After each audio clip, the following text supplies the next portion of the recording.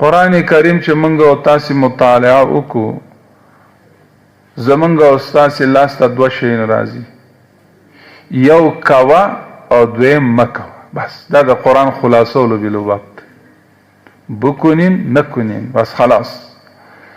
چې الحمد شریف نه تر والناس پورې موږ مطالعه وکړو د قرآن خلاصه دا راوځي وکه او مکوا، کوئ او مکوئ. څه شی وکئ؟ معروفات. مکوئ د څه نه به منع کیږو؟ د منکراتو. وما آتاکم الرسول فخذوه. نبی علیہ الصلوۃ والسلام کوم پیغام چې موږ تاسو ته راوړی په هغې باندې منګولې لګول، عمل کول، الف نه تر یا پورې بی چونو چرا.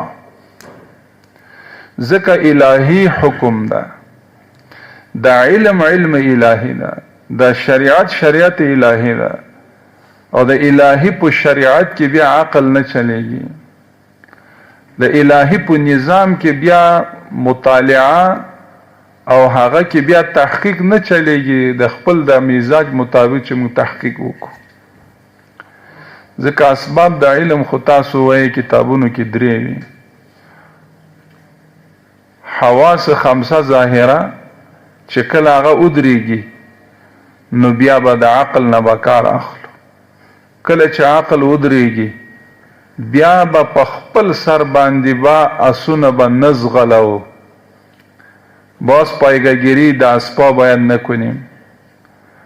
باز قاضی ثالث وجه نظام شریعت مقدس اسلام است.